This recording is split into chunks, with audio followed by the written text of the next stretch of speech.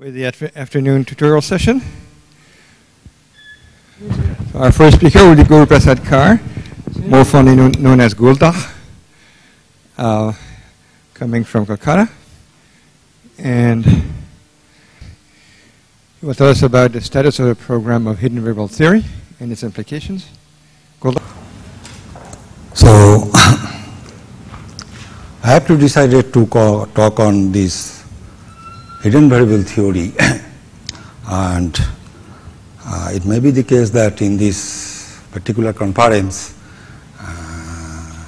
there will not be many talk on this kind of this subject because there are more papers on quantum information theory as I see in the program,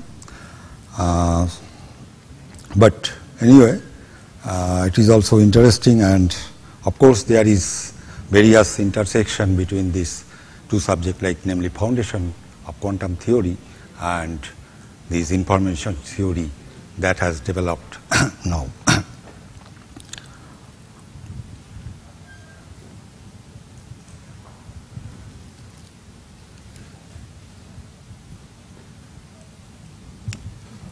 So,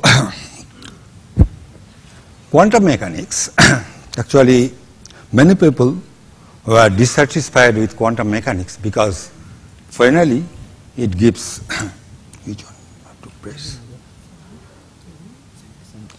No, that I will do from here for light. But probability in quantum mechanics is irreducible. That means if for a quantum state rho a observable has definite value, then there always exists another observable, say B, for which it has no definite value. I mean, you can tell the probabilities, but not the value itself. This is one feature. Another feature, if we consider two states, say psi and phi, which are non-orthogonal, then you cannot, with a single copy, you cannot discriminate among them. Which is other version of that, you cannot clone unknown quantum state. Even two non-orthogonal state cannot be cloned.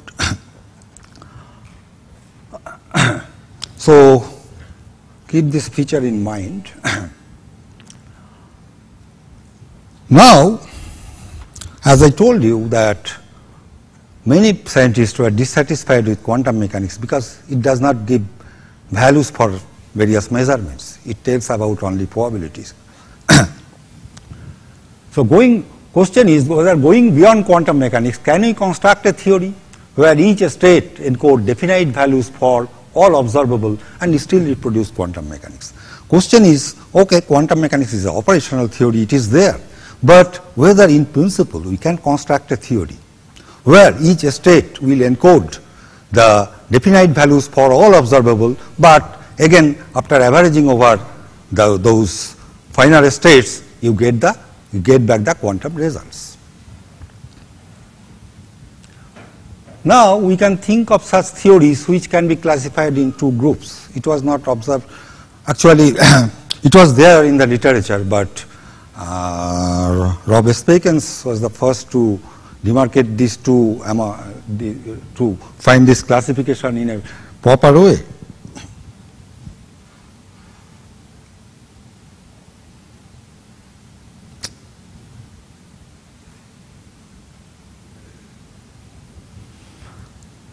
In one kind of theory, quantum state is a part of the ontological state, or in other words, quantum state is related to the property of the system. Like Bohm model, you know, Bohm model, actually in Bohm model, the state is not only psi, the state is psi as well as position of the particle. These two, this state psi and this parameter x, which is considered to be the position of the particle, they actually constitute the state. So, in Bohm's model, psi is a property of the system. So, you can tell where in the actual state psi is a part of that state, then you can tell it is psi ontic state. Psi is the part of the property of the system. And quantum state, and there are another proposal for hidden variable theory where quantum state only refers to probability distribution of the ontic states. Actual states has nothing to do with quantum state, right? They are some states which encodes every information about future measurements, and quantum state only gives preparation, probability distribution over those actual real state or ontic states, as you tell. In other words, quantum state is not part of the property of the system. So this is called psi epistemic theory. So psi is not a property of the system. So you can classify among these hidden variables. One is psi ontic, another is psi epistemic, and for psi ontic we can tell there is a successful alternative model, which reproduce all results of quantum mechanics, namely this is Bohm theory.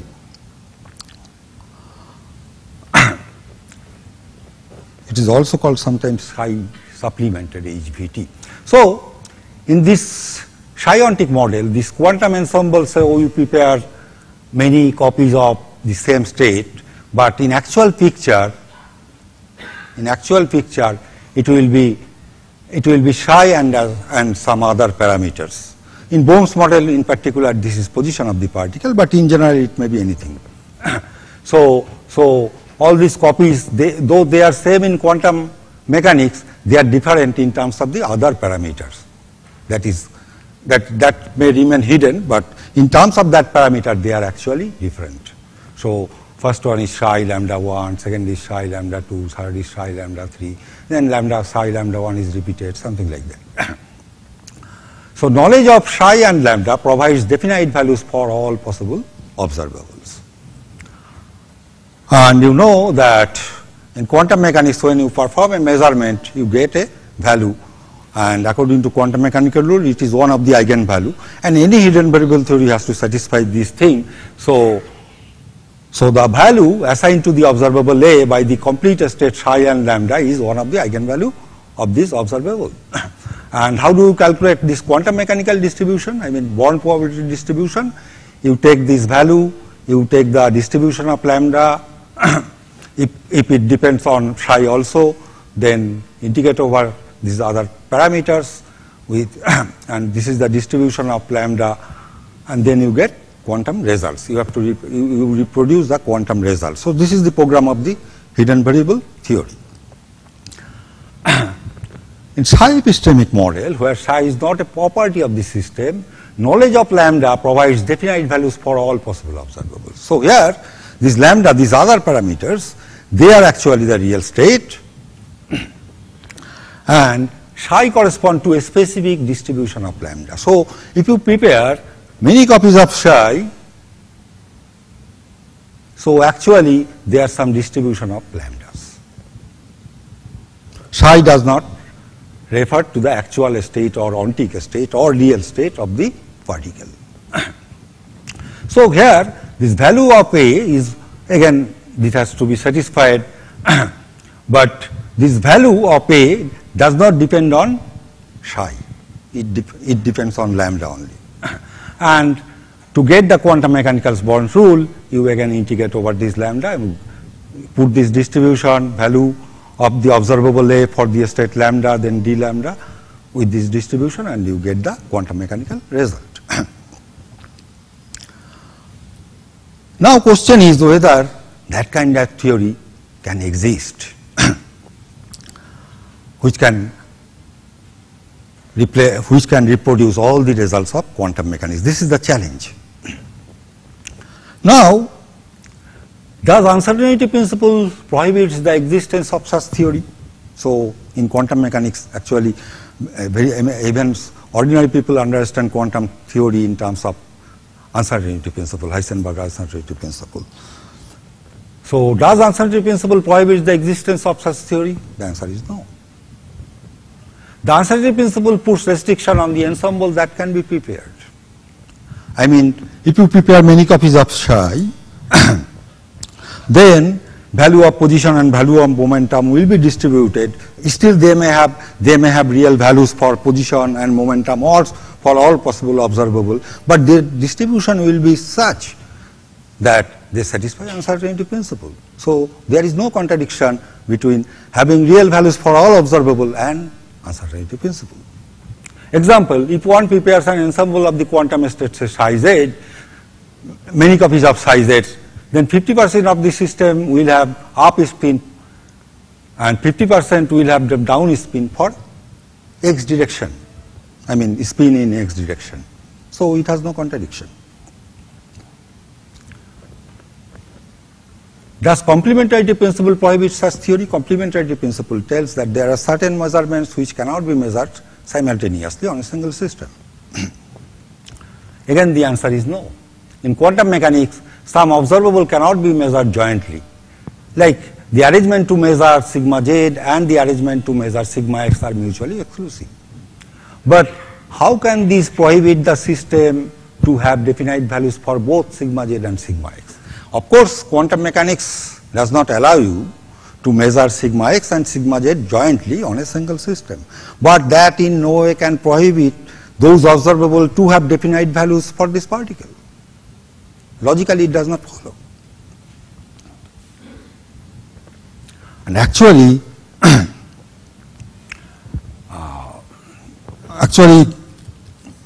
von Neumann most possibly in 1935 tried to tell that in general quantum mechanics cannot be replaced by some hidden variable theory. Then Bell took the challenge, and for qubit system, Bell actually constructed a model which is again psi-ontic model,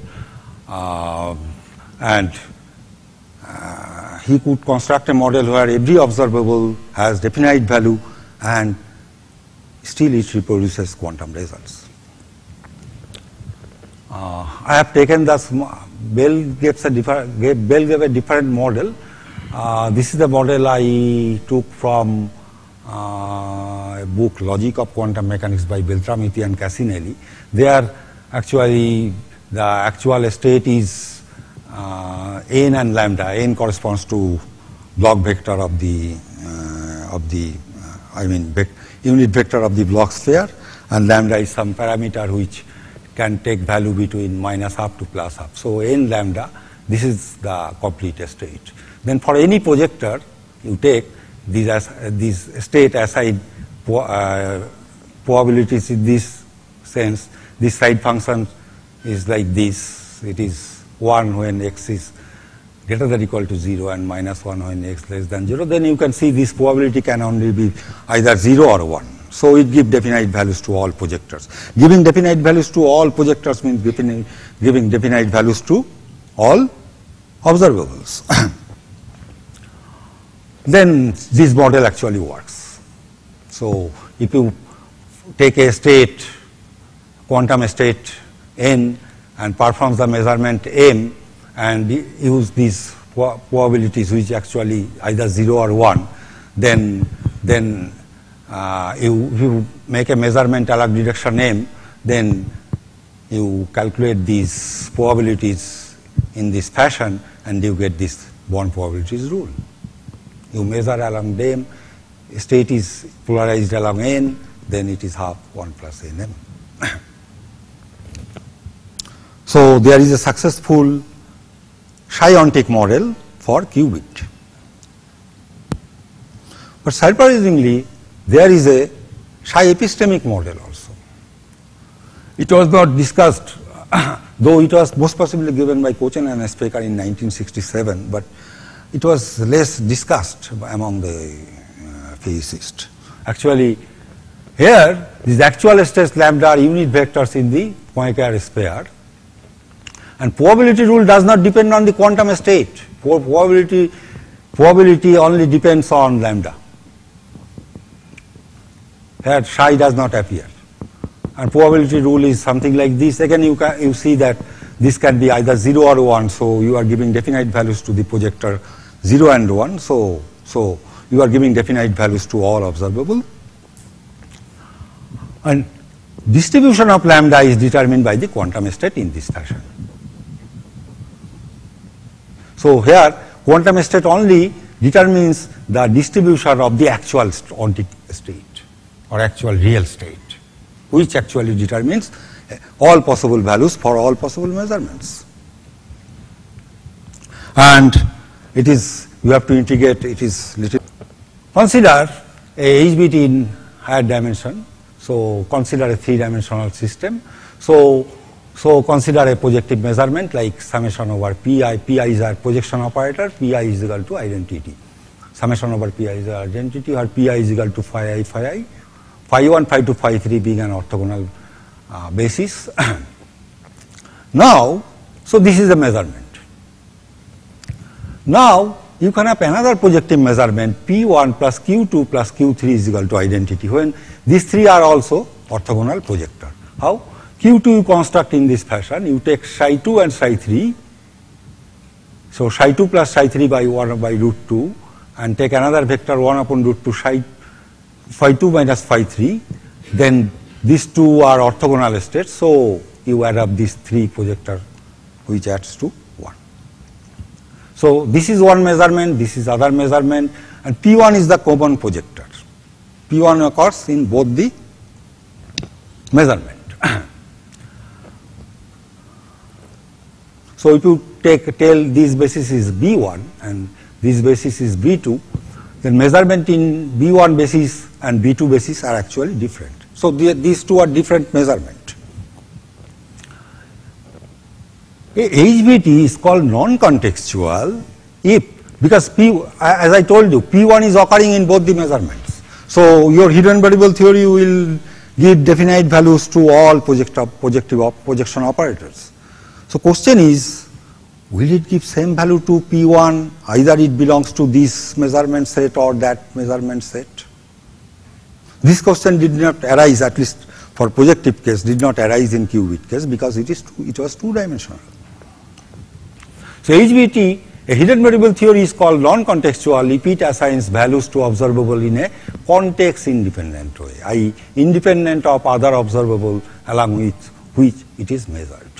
So in this case, non-contextuality implies value of P1 for the measurement basis B1 and value of P1 in the measurement basis B2, you assign same value.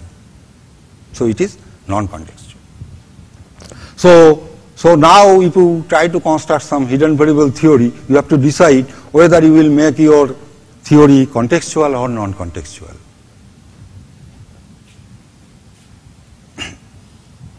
Now, Kochen and Specker, or it could follow from Gleason's theorem, but Kochen and Specker in 1967 most possibly, they construct with some finite number of projectors, they could construct a proof where they showed that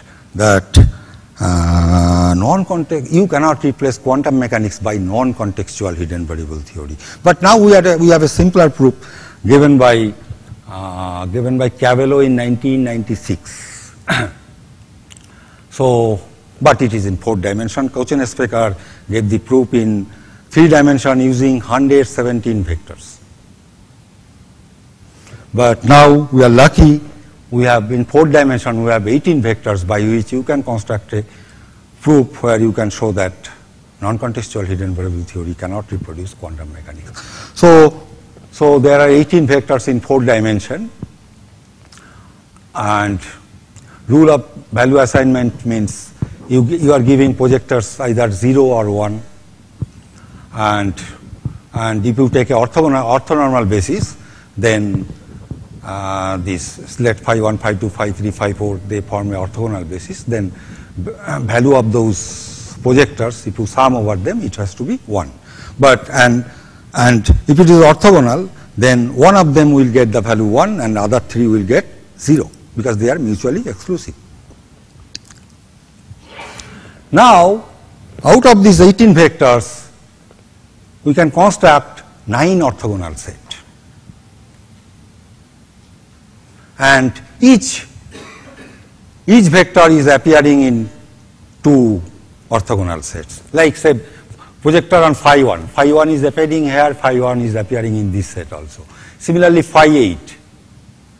Phi 2 must be appearing somewhere. Here. Phi 3 must be appearing somewhere. Yeah. In this way, every vector has appeared twice. Now, you are telling my hidden variable theory is non-contextual, so you are assigning definite values to all the projectors, which the value can be either 0 or 1. So you are assigning, and they have to satisfy this equation. Now we add up them. So right hand side it will be 9 equations, so 9 1, so it will be 9. But left hand side each values has occurred twice, so it has to be even. So if added, the left hand side is even as every vector has appeared twice, and the right hand side is obviously odd. It shows that non-contextual hidden variable theory in general cannot reproduce quantum mechanics. And also, this is interesting that you may think that why 18 vectors? Can't we go less than 18 vectors in 4 dimension? For this kind of proof, you cannot go. You cannot do with less than 18 vectors. It was proved by some mathematician, not by Cavallo himself. But for psi epistemic theory, you can have another simple proof. So psi epistemic theory means if you take 2 states, psi and omega, and take them such that they are non-orthogonal, then actually you will get some lambda, for psi epistemic theory actual states are lambda, and psi and phi and all these quantum states, they only decide the distribution of this ontological state. So 2 states, psi and omega, you cannot discriminate among these 2 states because there is common ontological state, and we take a common ontological state, say lambda. So lambda occurs in both the support of this distribution. So we consider a lambda of such and lambda. Now for this lambda, for this real state or ontic state or hidden variable state, both these projector takes value 1 because they have this property. Because if the state is psi, this quantum state psi, it of course assign definite values to the projector over psi, which is 1. Similarly, state omega, it gives definite values to the projector over omega, and it is 1. So for this particular lambda, which occurs in both this distribution, they assign definite values to the projector on psi and phi, which is equal to 1. So now I take some particular state in 3 dimension. So for psi, I consider this state in 3 dimension. So where 1, 2, 3 is an orthogonal basis in 3 dimension. So omega is a state which is 1 plus 2 plus 3 by root 3, and 1 plus 2 minus 3 by root 3. Obviously psi and omega, they are non-orthogonal state. Now for this particular lambda, this gets value 1, this also gets value 1. Now see, these 3 also forms an orthogonal set. So if this projector gets value 1, then this projector will get value 0. So I mean by black, it is black. Who gets red, I have colored them red, and who gets 0, I have colored them black. So these 2 have to be black. Again, this projector is, for this particular lambda, this projector is getting the value 1.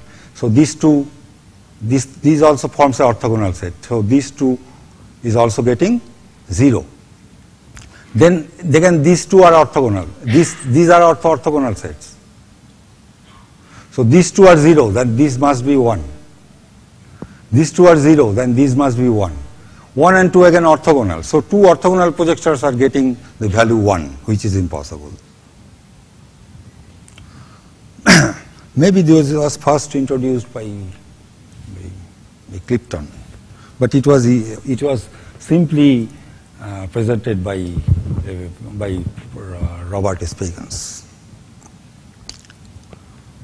So this is about non-contextuality. Now we are coming to non-locality. So Bell's theorem tells us that local hidden variable theory cannot reproduce quantum mechanics. If quantum mechanics is has to be replaced by some hidden variable theory, then that hidden variable theory has to be necessarily non-local. This is the essence of Bell's theorem, and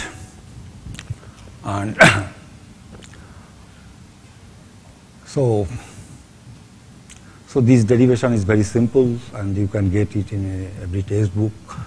So you take any ontological or psiontic theory or epistemic, it does not matter. You give definite values to observable locally, then you construct these quantities, and these quantities, these observables are such like spin observable. It can take value +1 or -1. So your theory gives definite value to all these observable, which can be +1 or -1, and you assign them locally. I mean, to an observable you give a definite value by your theory, but it does not depend on which measurement is performed on the distant particle. So this is locality. You assign values in a local way. Then you can construct a quantity which can be either +2 or -2. Then you can calculate the average over this lambda, and so you get this inequality which is known as Bell's inequality. And you know that Professor Gisa proved that every pure entangled states violates Bell's inequality. So for that you take a pure entangled state C00 plus C000 plus C111. Then design some spin measurements of spin observable along this direction accordingly with this condition. Then you can show that this Bell's quantity for this state phi will have this value, which is obviously greater than 2. And for maximally entangled state, you see it is √2. So maximally entangled states give the highest violation.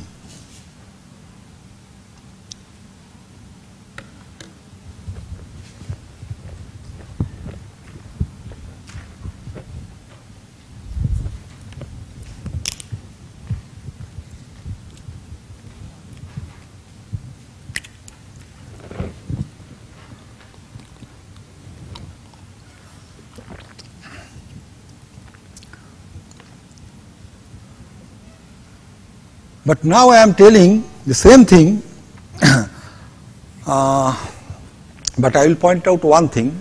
So if you take two systems, where each system may be more than 2 dimensions, then if you take some inequality, then your assumption of locality, you tell about your assumption of locality, but if the dimension of the local system is more than 2, then you have to specify whether you have taken contextual theory or non-contextual theory.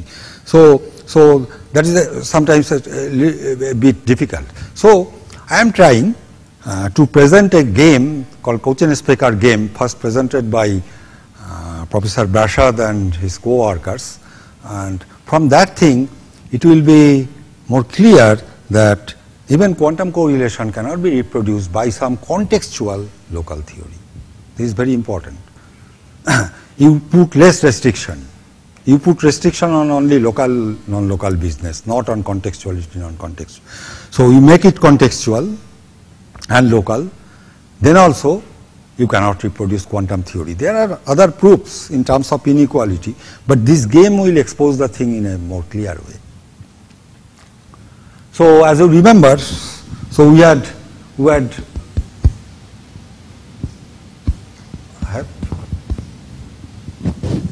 oh yes. So that, remember those 18 vectors in 4 dimension. So and 9 orthogonal set.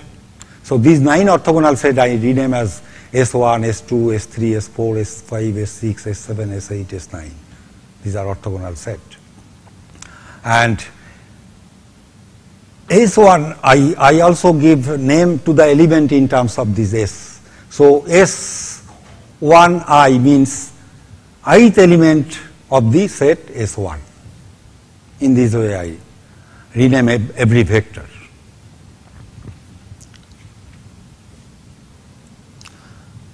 Now consider a game. Game is this thing. There are 2 players, Alice and Bob.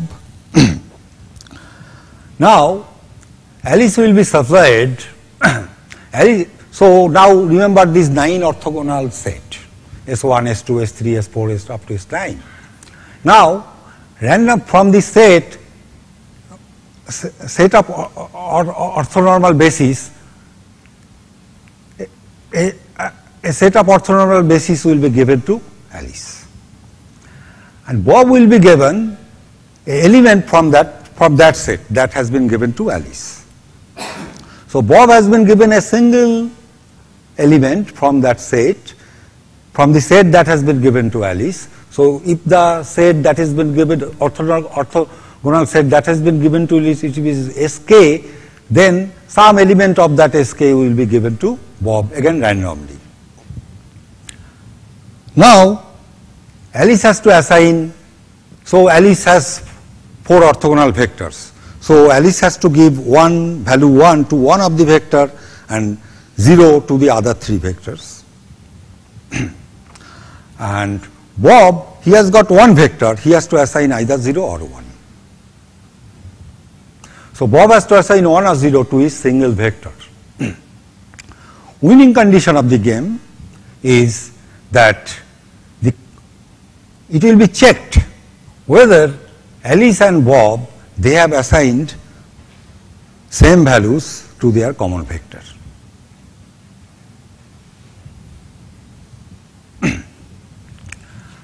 So this is the winning condition, whether they are oh sorry. So game will be repeated many times and result will be checked, but there is one condition, that they are not allowed to communicate. If you allow communication, then obviously this game can be won easily, but they are not allowed to communicate. But without communication, actually you can win this game if you share entangled state. So consider an entangled state in 4x4, this form. So phi AV is 1/4, phi 1A, phi 1B, phi 2A, phi 2B, phi 1, like this. And you also remember all these vectors I have considered in 4 dimensions, they are real. So this state has a nice property. They are actually U tensor U star invariant, but in this particular case I have considered only real vectors. So UB star is equal to UB, so it is actually UU invariant. So the same state can be expressed in all these 9 bases. All these 9 bases that we wrote, it is actually same state. So state can be written in this form. So K is equal to 1, 2, 3 up to 9. So now why they can win this game without communication? Let SR be the set given to Alice. So Alice measures in the basis. So Alice has been given the 4 elements which form a basis. So Alice measurement in this basis itself on her particle. And let the state collapses on SRJ. So the state on which she collapses, she gives value 1 and others 0. What Bob does? Bob is given one of the vector from this set SR, from SR. So let mth element. Let this is the mth element of the SR set. So what Bob does? Bob take a orthogonal basis where this is one of the element of that basis. This is one of the element of that basis. He consider only orthogonal basis where this is a member and measures in that basis. If he collapses on this vector which he has been given to give values, then he assigns value 1. If he does not collapse on this vector that he has been given, he assigns 0 otherwise. Now you can check that due to this correlation in this state, they will always win. So this is called pseudo telepathy game because in classical world without communication, and actually classical world, if you can win this game, then there must be signaling. So real communication is needed. But you can use quantum correlation and can win this game. But this shows that this communication power of this quantum state. But to me, it is also important that you allow Alice and Bob to give contextual assignment of values, contextual assignment of values to observables, but you tell them to produce these effects without using entangled state. They cannot. So this is a task which quantum correlation can perform, but no contextual local theory can perform. So I don't know whether it can be expressed in terms of some inequality or something like that, but it tells that contextual local theory cannot also reproduce quantum mechanics.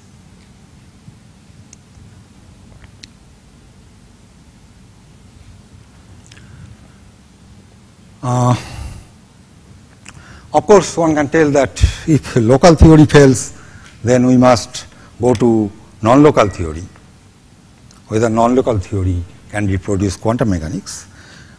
In general, you cannot discard non-local theory. In general, you cannot discard non-local theory, but non-local theory, if you give some particular condition on non-local theory, then recently it has been shown that some of these non-local theories also can be rejected. So I am just tell very briefly. So there is a recent result which is very important. So consider two particles. On this particle 1, you measure x and say the output is A. On particle 2, you measure y and say output is B. And you consider a hidden variable theory which has local and non-local part. So U be a local part and W is a non-local part. So U be are respectively Alice and Bob's local hidden variables and W is a non-local hidden variables. So this is the way that the probability is related. So this is for measurement x on particle 1, y on particle 2, probability of getting value for particle x, it depends on xy, I mean measurement of Alice, measurement of Bob and U and V, all these local hidden variables, but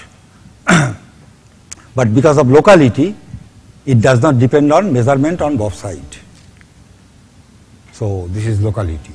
Similarly, both sides, sometimes I confuse with capital XY and small xy. This thing. So probability of the result of both sides does not depend on Alice's measurement. It only depends on measurement of Bob and Bob's local hidden variable. But this thing, this probability, I mean probability that this result is A, this result is B, measurement is X, Y, local hidden variable U and V, this is actually derived from more fundamental probabilities which depends on this non-local parameter also. So if you add up these non-local operator, if you average over these non-local hidden variable parameters, then you get these local things. Now whether this kind of theory can replace quantum mechanics. Leggett put a specific assumption, not this general kind of thing, this is more general relation. Leggett puts a specific assumption. Leggett's assumption is this, thus both the particles are in some specific polarized state, and if you perform measurement on this particle, it gives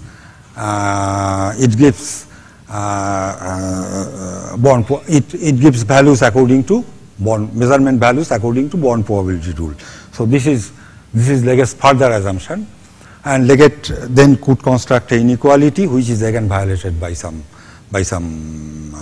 entangled state. So Leggett's model does not work to reproduce quantum mechanics, but this is a more general result. So it does not give this specific assumption on these local probabilities, But still, by taking huge number of measurements, this Kohlbeck and Renner could show that these probabilities actually, probability that the measurement, if measurement is x and result is a, this probability of measurement result a for measurement x, it does not depend on these local variables. This probability splits up. So if you take maximally entangled state, so you construct a hidden variable theory and you are thinking that my hidden variable theory, it is non-local because already Bell has told that local theory you reject. So I have taken non-local theory, but still I think that locally every observable will have definite value. You cannot get that. Even you cannot get any non-trivial local marginals. Actually, if you take a maximally entangled state, what is the local probabilities? It is completely random. In whichever, because it is half identity. If you measure in any direction, you get spin along any direction, you get with 50% probability you get up and with 50% probability you get down. It is completely random. Now you construct some non-local hidden variable theory. You are thinking now at least I will get, either I will get definite values for all observable or get some probability which is different from that of quantum state, but you don't get it. You get the same trivial marginals, I mean completely random marginals. From this work actually, Kohlbeck and Renner also tried to show that psi need not be assisted with some hidden variable. Psi is the final complete state, but that is little controversial and we are not going to discuss this thing. But we come to another question. I don't know whether it goes to beyond hidden variable theory, but it is interesting. Why violation of Bell CHSH inequality, I mean Bell's inequality, is limited by 2√2? Because this Bell quantity, if you see it algebraically, it can take the value 4. But quantum mechanics you get, and it has been derived by Kay-Delson also, that quantum mechanics, this violation of Bell's inequality cannot go beyond 2√2. But why? Is there any principle which restricts this Bell violation up to 2√2?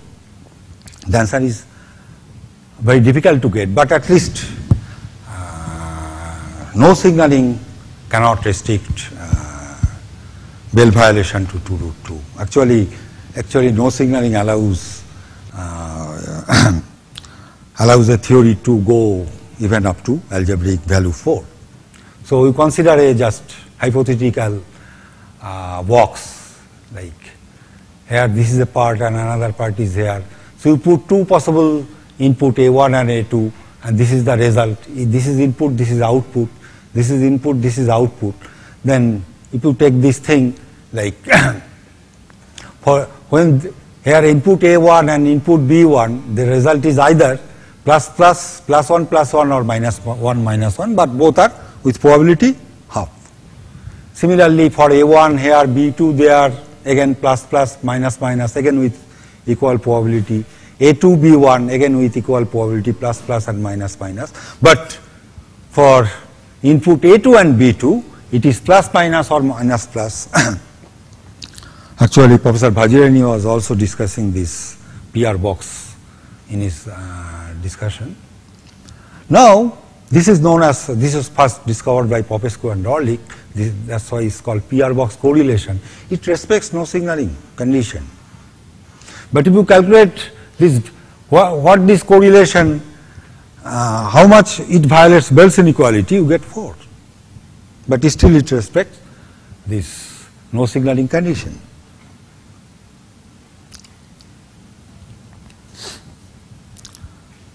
So there are many works which are trying to explain why quantum mechanics violation of Bell's inequality does not go beyond 2√2.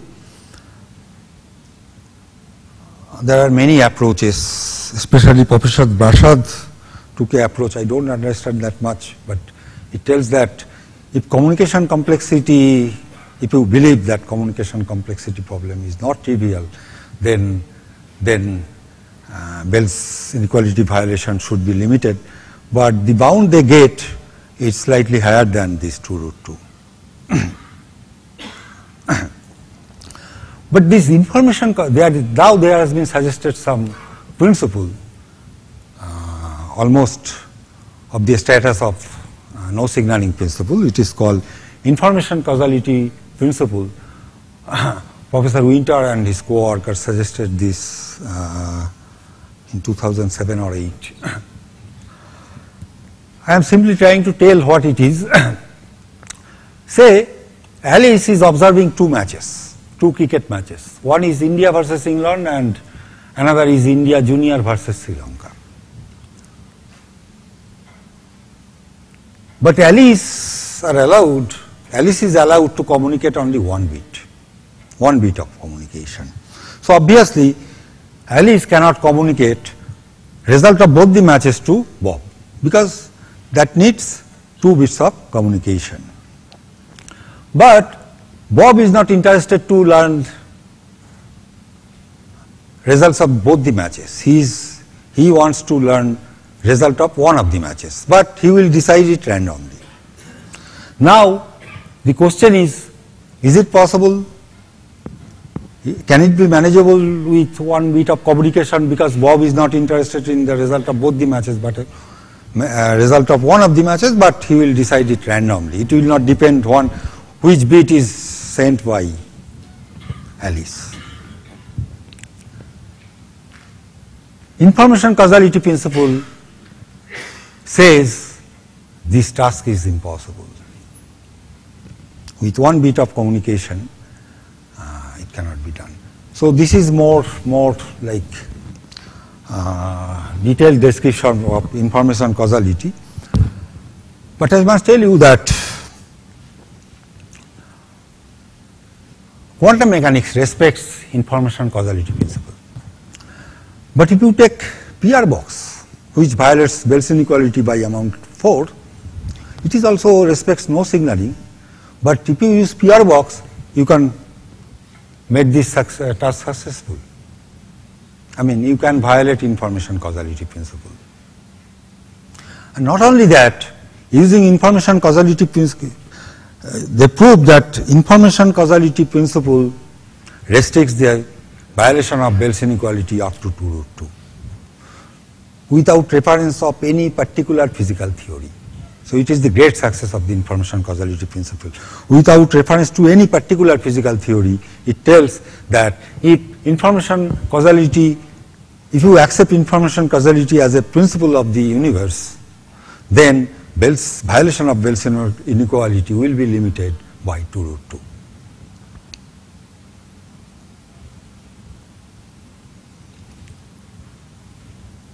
But recently, getting some inputs from quantum mechanics, Professor Oppenheim and Wiener, they suggested something different. I mean, another approach to tell why violation of Bell's inequality in quantum mechanics doesn't go beyond 2√2. So you consider a game as was being described by Professor Bajirani. So this fellow is given some input S, he has to give some output A. This fellow is giving some input T, he has to give some B, and these input output, they are only binary, these things 0 and 1, they take value 0 and 1. So they have to, for winning the game, they have to satisfy this relation. A plus B is equal to S dot T. This is modulo 2 summation. Now,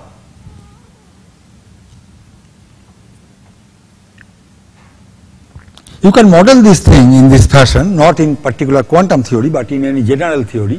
You consider a bipartite system, this particle and this particle.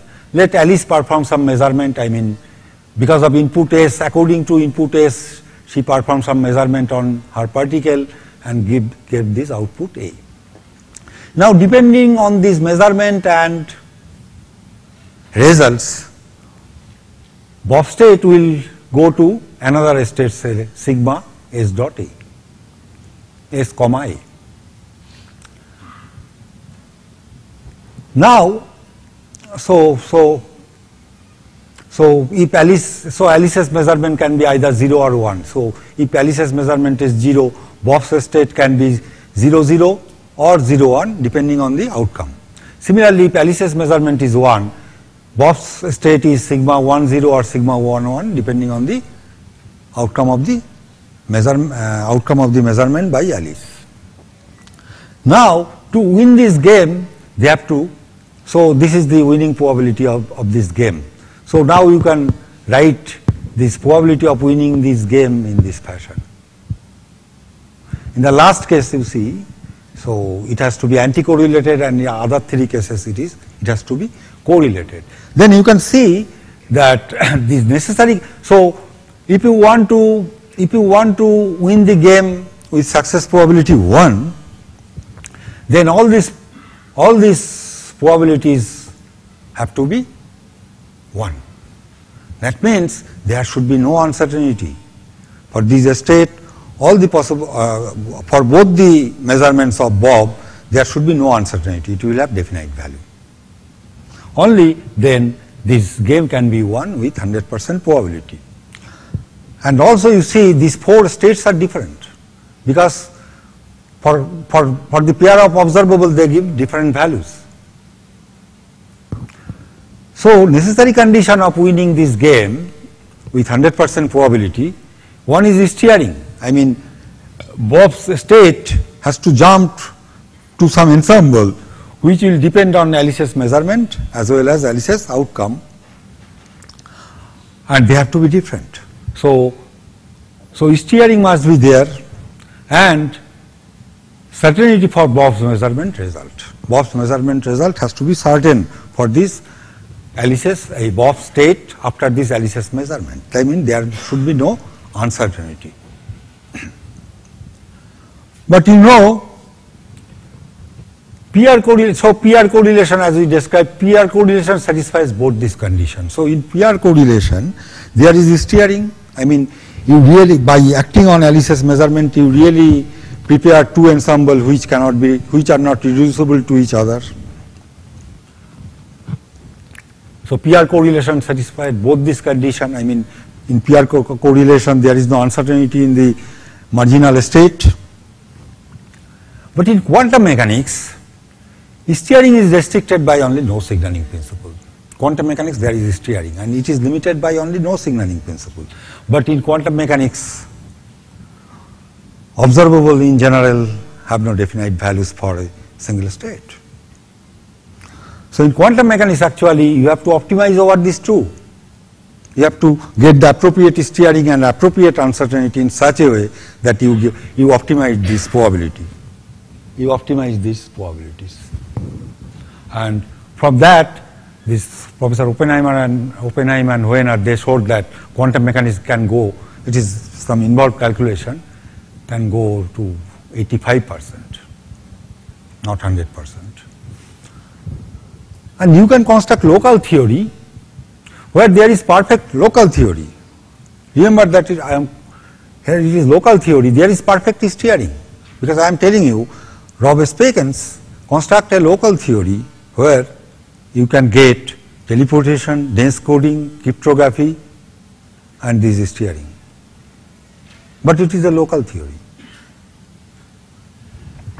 So you can have a local theory where there is perfect steering, but uncertainty is so high that again winning probability becomes 75%, which is true in the classical world. In classical world, you can win this game by 75%. But in a local theory where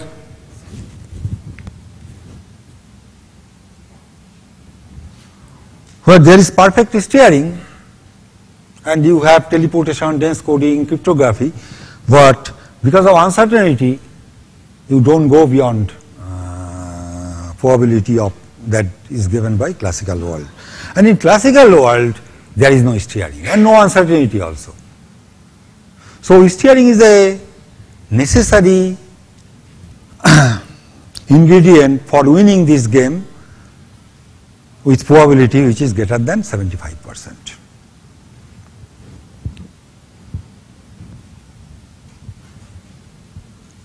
So in this way, actually, those people tried to explain this cadential bound, I mean to a Bell violation by 2√2 by uncertainty principle with some extra ingredient of steering, a concept first introduced by Professor Schrödinger. But in this same article by Wiener and this Oppenheim, they told that most possibly complementarity cannot play such role. I mean, quantum mechanics, there may be some theory which is less complementary, still can reproduce this cadential bound, something like that. But you can see, if you take the more original concept of Bohr in terms of joint measurements of observables, of certain observables, impossibility or possibility of joint measurements of certain observables, then you can also show that complementarity also tells that quantum cadential bound, I mean quantum mechanics by violation of Bell's inequality should not go beyond 2√2. So this is a little bit, but there is nothing actually. This is a more, so consider a general no signaling theory where there are states, set of a state, gamma, set of observables, and if you take a state and observable, then it introduces a probability measure. So it is more general. So quantum mechanics, there is a rule to calculate the probability in terms of trace. So it is general theory. So I am writing just that there exists a probability. And observables are, now consider observable with the binary outcomes only. So observable is only two output, a yes or a no, and probability of them should add up to 1, and average is this thing. Now concept of unsolved observables. Concept of unsolved observable, if you take any observable A with value a yes and a no, then you can construct an unsolved counterpart of that observable in this fashion, where this probability is smoothering of these actual probabilities. This, like Wigner function in general is negative, but you can smooth out Wigner function which can be positive for some appropriate distribution functions. So it is same kind of smoothing, like you are weakening the observable. Like if this kind of observable, if you get the yes result of this kind of observable, then you cannot tell surely whether it is up or down. You can tell with this much degree it is up and with this much degree it is down, something like that. So for every observable you can have a corresponding unsolved counterpart, and average of those unsolved observable you can also calculate. This is average of A multiplied by lambda. And joint measurement means if you take two outcome observables, then you can have some 4 outcome probabilities in this fashion, so that those 4 outcome probabilities produce these marginal probabilities for observable A1 and for observable A2 with value j and k.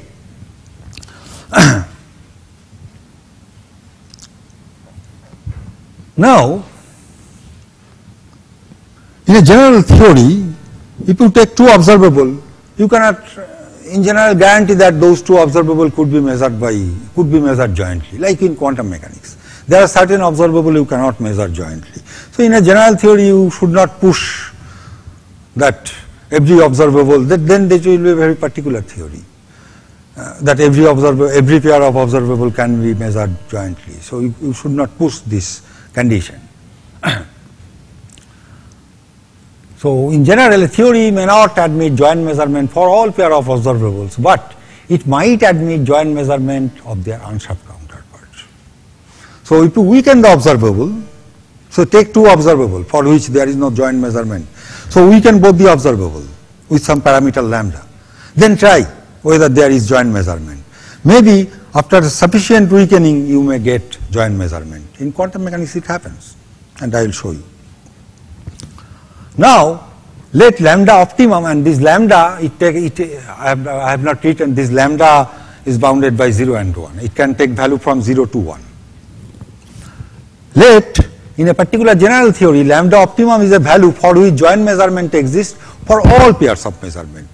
If you take any pair of two outcome measurements, you are trying to find for which lambda, for any pair, after making it unsharp, it admits joint measurement. Let lambda optimal is the value for which joint measurement exists for all pair of measurements. Then this lambda optimum will be property of that theory.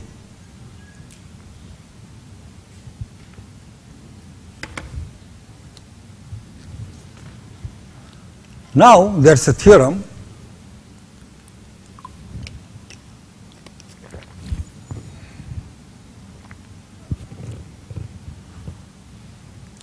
consider two particles.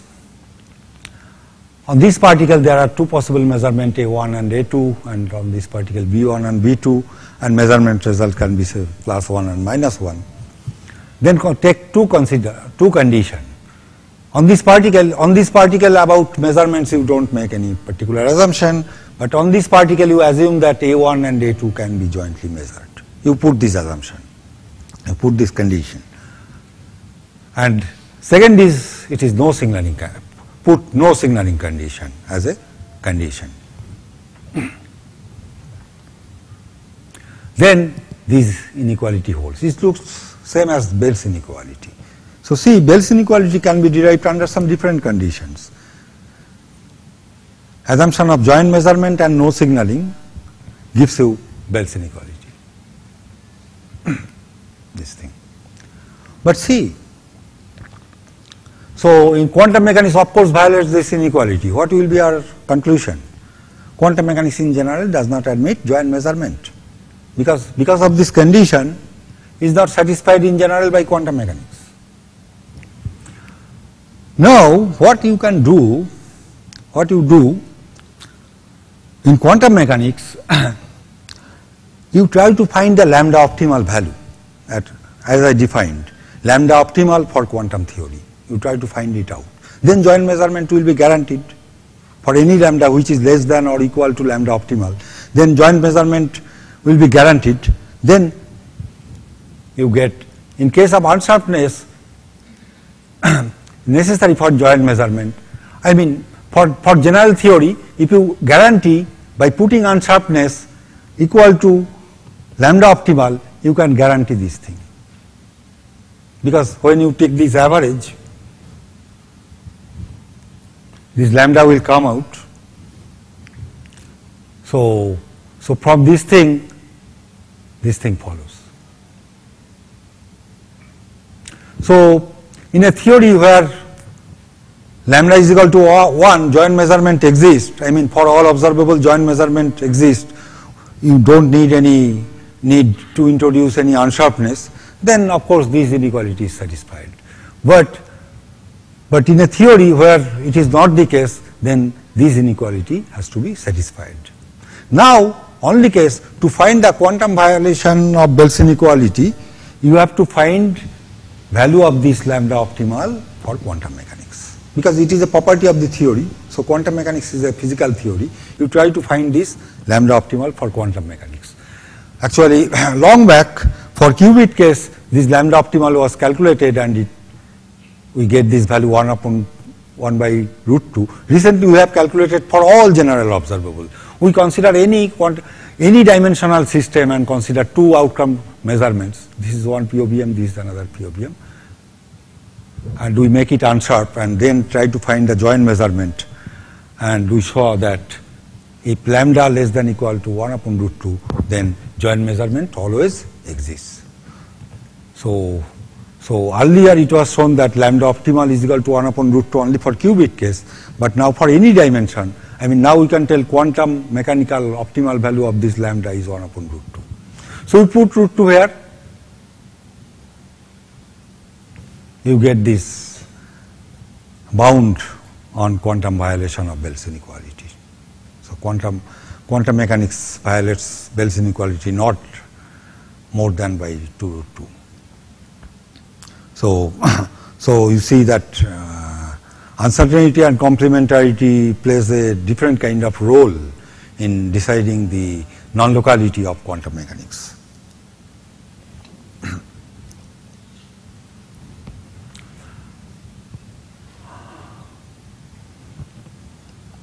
Now I am coming to an interesting result by Pouchet-Barrett. How much time do I have? Oh, it is up to 3:30. 20 minutes. So let me go a little faster. So there is a recent result which has given rise much controversy. So as I described this psi epistemic theory means where psi is not a property of the system. So this is the actually a space for ontological states. And consider a quantum state psi, and so psi actually this quantum state only determines the distribution of ontological states. And say if some lambda comes from here, then for those lambda this thing is non-zero. I mean these lambdas are in the support of the psi.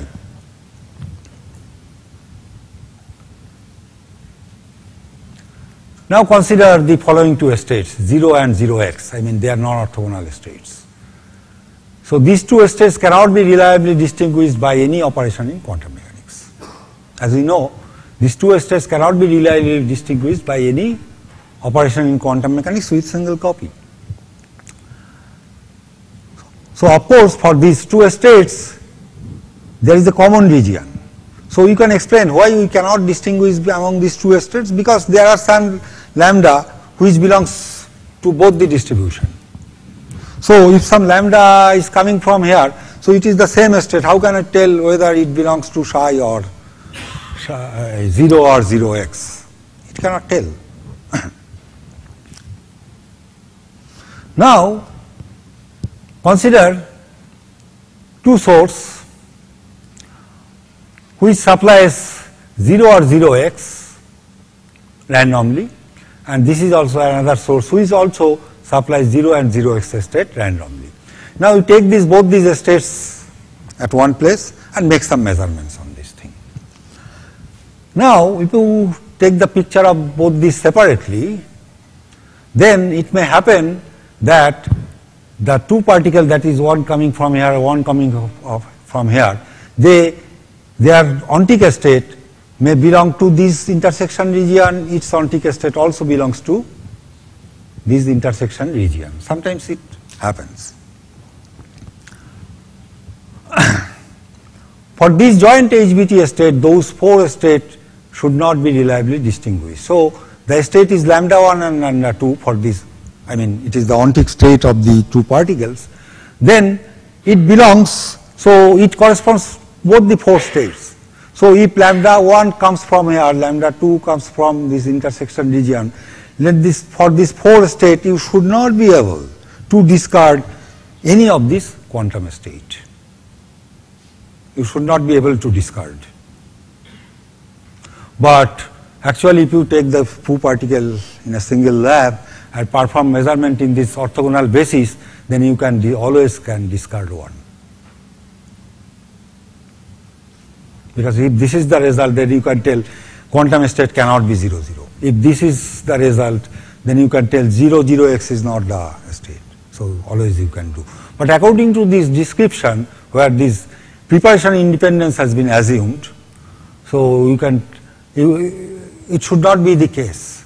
So in this way, Pouchet-Barrett and Rudolph, they tried to show that quantum mechanics cannot be replaced by some epistemic hidden variable theory. But then I was thinking that with Dr. Somsura Bandyopadhyay, so let us try to consider to construct this kind of example in 3 dimensions. So we took these 3 states in 3 dimensions. 0 and 2 is the orthogonal basis. Construct psi 1, psi 2, psi 3, these 3 states. Now we measure in the 0, 1, 2 basis. So for psi 1, psi 2, psi 3, there will be an intersection region for this all these three. So if some state is prepared which belongs to this ontic region, then you should not be able to discard any one of these states because they are compatible with all the three states. So, but if you perform measurement in this basis, if you get 0 result, then psi 3 is discarded. If you get 1, then psi 2 is discarded. If you get 2, then psi 1 is discarded. So I was thinking that in PBR got for 2 particle, I am getting a contradiction of quantum mechanics with epistemic hidden variable theory in 3 dimension itself. It is a single system. But the catch was is this, which Somsudra pointed out. The picture can also be like this.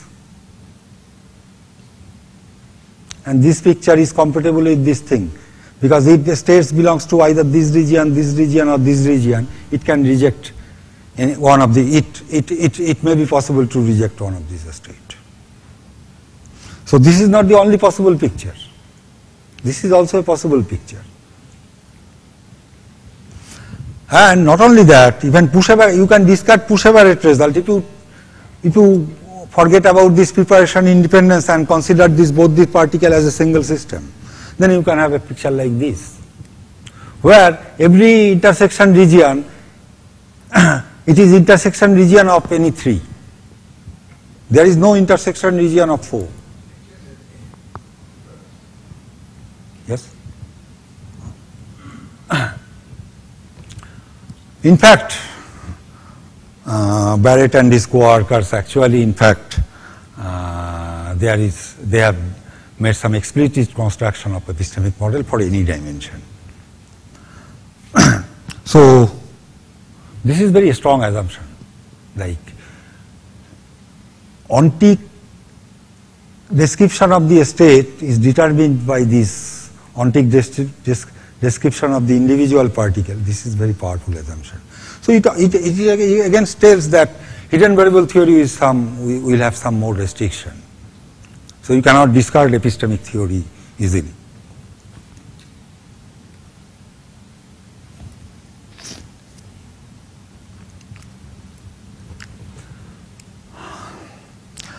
And there have been so much discussion about this measurement contextuality, but in 2005, Speckens actually coined the idea of many kind of non-contextuality, like preparation non-contextuality, measurement non-contextuality, and transformation non-contextuality.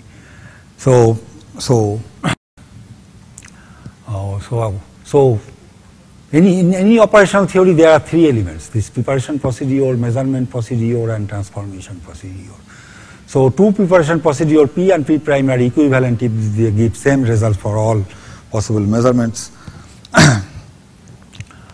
In quantum mechanics, equivalence class of preparation means density operator, because now Gisin, Huxton, Joshua, Utter's theorem says that density operator is the final description.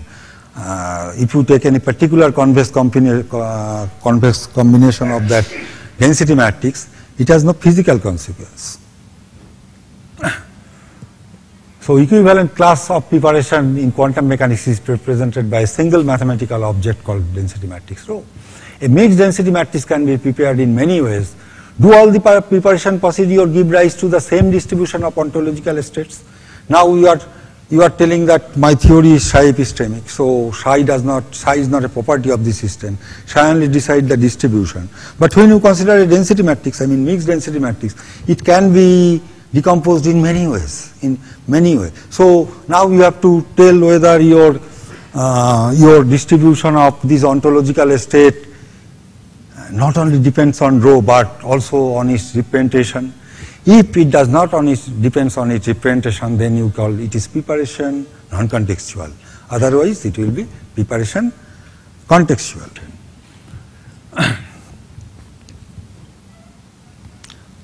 Now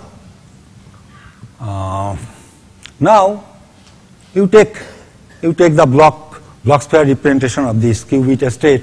Consider a quantum state rho n.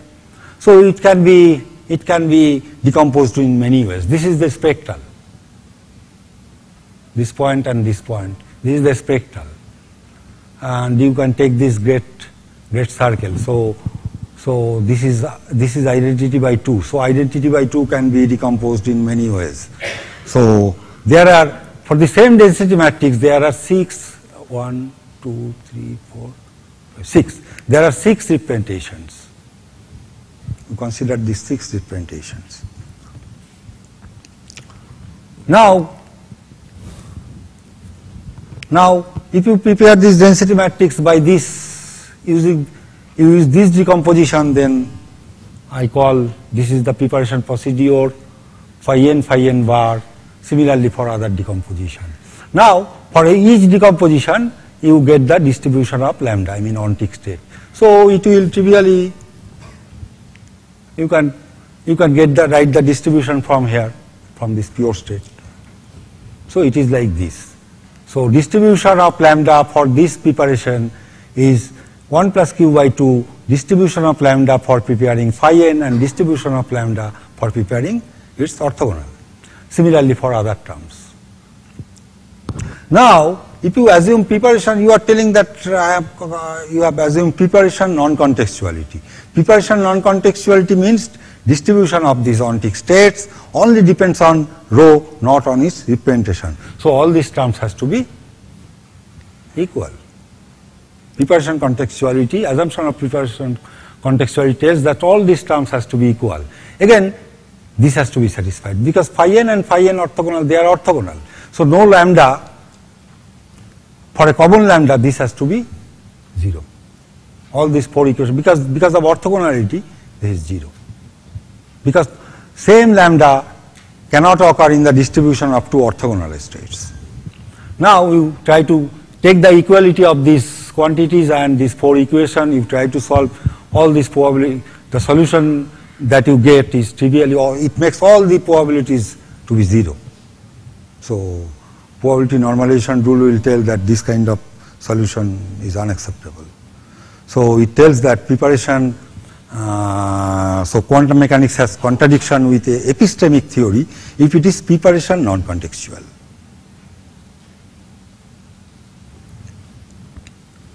But this can be creatively applied to show a result discovered by Professor Jisa in 1991. Jisa showed that every pure entangled state is non-local. You can show the same thing using this preparation contextuality.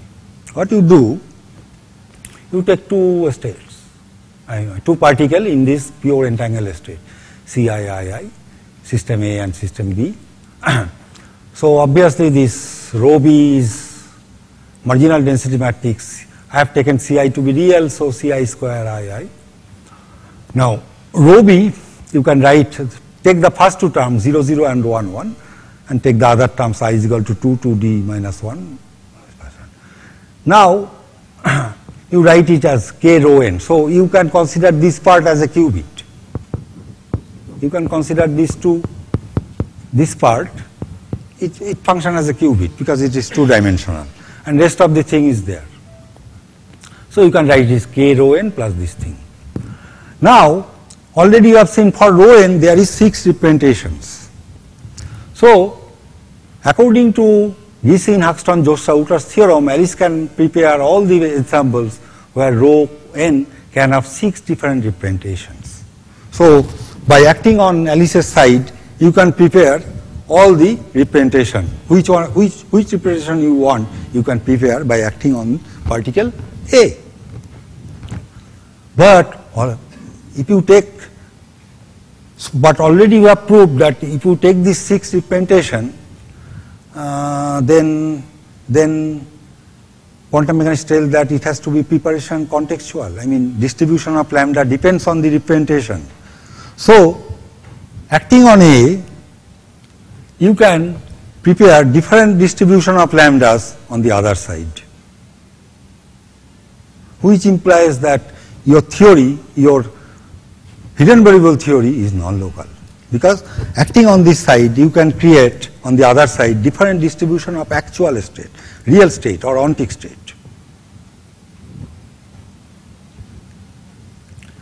This implies preparing different distribution of ontological states from a remote distance. Hence, underlying ontological model is non-local.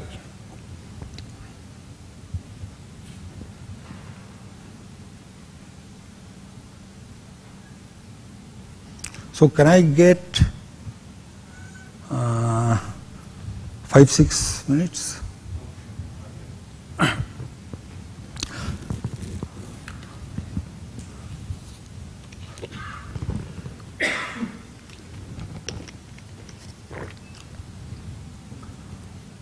But had it been that for every entangled state we get some violation of Bell's inequality, then life would have been easier. That entangled states show non-locality, non-entangled states is local. But life is not so easy. There are entangled states. It has been first shown by Warner that there are entangled states for which you can construct hidden variable theory. But of course you can tell that at that time actually Warner constructed a hidden variable theory for projective measurement, and now we know that measurements is more general. Measurement is actually collection of POVM. So it may happen that for the states for which Warner constructed a hidden variable, if we consider more general measurement, it may not be possible. But there is a result that if you take Warner state, if you consider Warner state, and if you take P less than equal to 5/12, then even for all possible POVMs, you have local description. For this Warner state, with P less than equal to 5/12, there is local descriptions. So if someone thinks that in terms of some game like classical input and classical output, in terms of some game, if you can differentiate between entangled state and separable states, it will be nice. But already there are entangled states which also behaves, at least in terms of the simulation task, they behaves in a classical way, a local way. But does it mean that the states has local description? There is a recent result which reveals non-locality of such a state by sequence of measurement, not for these states. But they have constructed different state where again for all POVM, all possible measurements, they have given a local model, but after some filtering, they get violation of Bell's inequality. I mean, because they have considered sequence of measurements and they can reveal non-locality. So this question is not easy to tell that. So it remains open question whether every entangled state performs better than all separable state in some classical input-output game. So we don't know, because it has to cover this PPT bound entangled state also. And there is a conjecture by Perez that PPT bound entangled state will have local description, and there is no result which, I mean, for bipartite case which might contradict this conjecture. But recently, there is another simulation task, first proposed by Buscemi and then developed by Professor Jisha and his co-workers. This is little different. Here, this Alice and Bob, they are given quantum output, quantum input.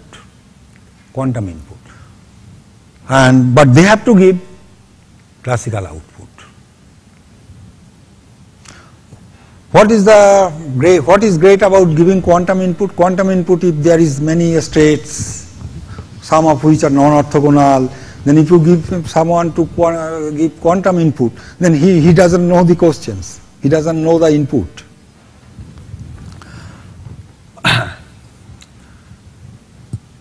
Now, for quantum input, you take this particle, and if you have some entangled state, some rho A B already shared between Alice and Bob, and take this quantum input, then perform some joint measurement on both these particles, and then you can have values m and n, then you can calculate these probabilities.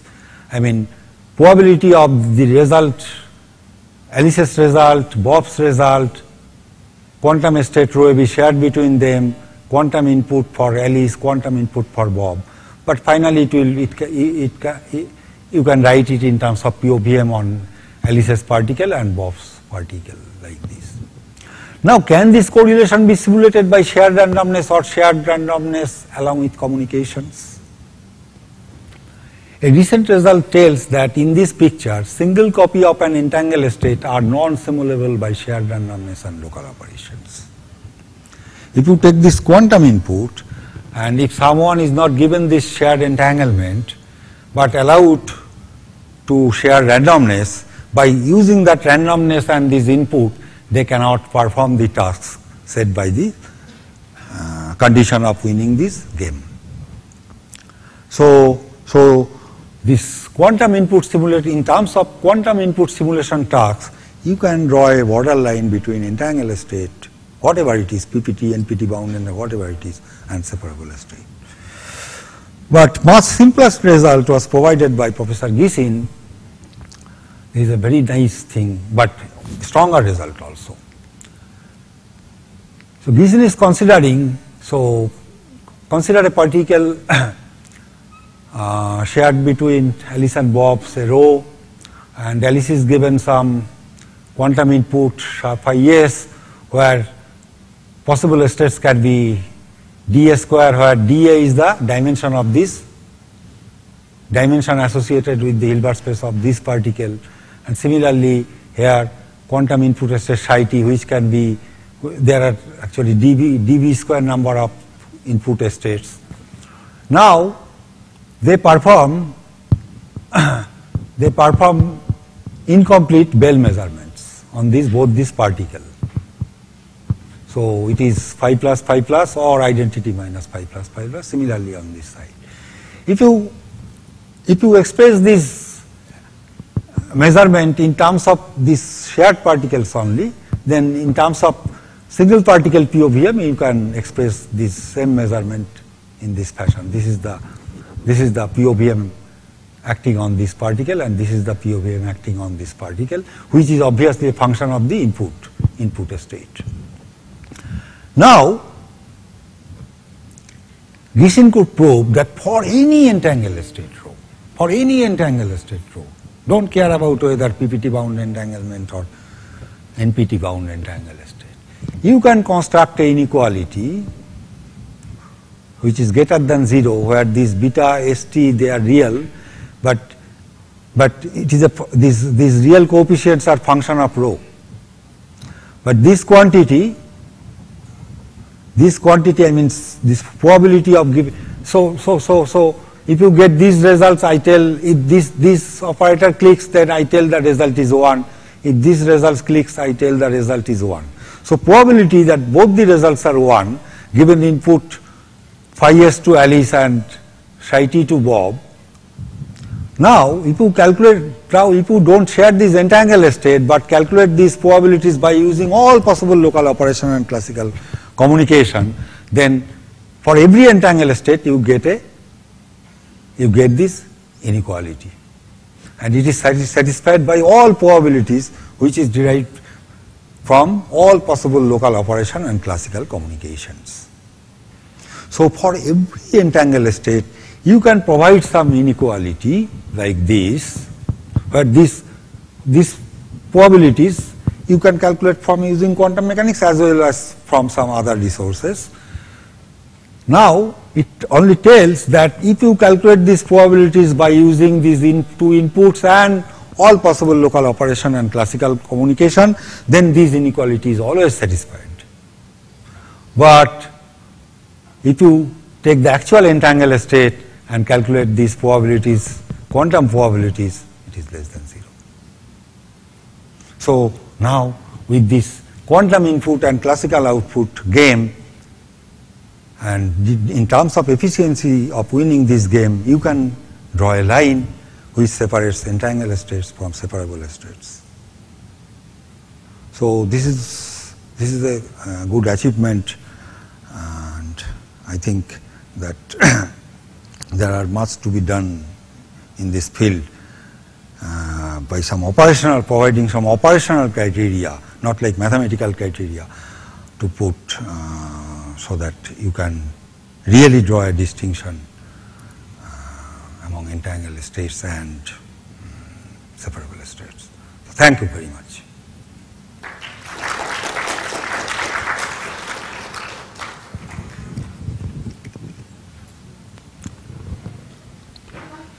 Thank you very much.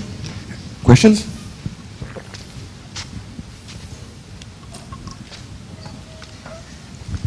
That was a really wonderful survey. You have covered so much ground. I have two questions. In the early part of your talk, you said any attempt to extend quantum mechanics using hidden variable ideas, it has to be contextual, Yes. it has to be non-local. Yes. And each of these results does not depend on the other. That is, the proof that it has to be contextual doesn't use locality or non-locality Of course, arguments. yeah. And the other way. For a also. single system, you can prove it. Yeah. But later, you spent fair amount of time showing that a contextual local hidden variable theory cannot reproduce quantum mechanics. Why do you have to prove that if you are saying contextual local? Because you know it has to be non-local in any case. So what is the value of that demonstration? Do you understand my point? So you relax one condition. So it is to show that power up non-locality of quantum mechanics. So you relax one condition. But you have already local thing, you make it contextual. But so you've already more proved, power. see, earlier you have proved it has to be non-local. Yes. Without paying any attention to contextuality. Correct? If I see it for qubits, Yeah. then this question for projective measurement doesn't arise. Okay. But for higher dimension, Three or more. yeah, for higher dimension, Yeah. so you can weaken this concept to show the power of non-locality of quantum mechanics. Anyway, you do. Yeah. So when you trying to find non-locality, Yeah. you make the local thing contextual. So you relax the condition. Even then, if you don't reproduce quantum mechanics, then it is more, you show more power of this quantum non-locality. But it's in that sense only. Yeah, but my feeling was you have already shown the necessity of non-locality. Having shown that, the value of this demonstration, it was not clear to me. We can discuss it Actually, later. there is, I can tell you, the Cabello produced some proof of non-locality, like 100% proof. But he took 4 particles, but bipartite system, 2 particle here, 2 particle here. So he assigned actually definite values non-contextually, but he thought it is natural assumption. Then some people actually put contextual value assignment and show that local theory can reproduce the results which he was claiming to be non-local. I see. Okay. And can I ask one more question? Can you go back to that slide where you had, you remember red dots and black dots? You remember that one? Red and black dots. Yes. You just passed. Can you shut off the lights? I just want to know the left extreme, 3 states, left extreme. Yes, this one. Are they supposed to be mutually orthogonal? No. They are not Left orthogonal. extreme. That's why there can be a common lambda. Left extreme, the black, red and black. Left extreme, that and the red and the black, are they mutually orthogonal states? Yes. Please go to the left extreme.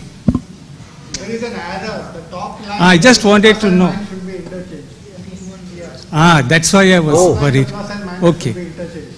Okay, that's Oh, acha. Yes. Thank you very much. Sometimes I copy and put and. Any other questions?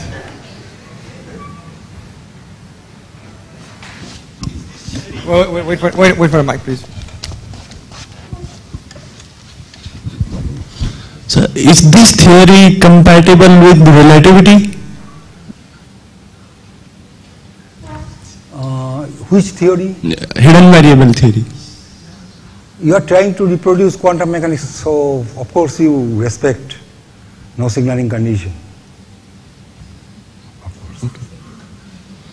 I mean, can it explain creation and annihilation of particles and all? Wait for the mic, please.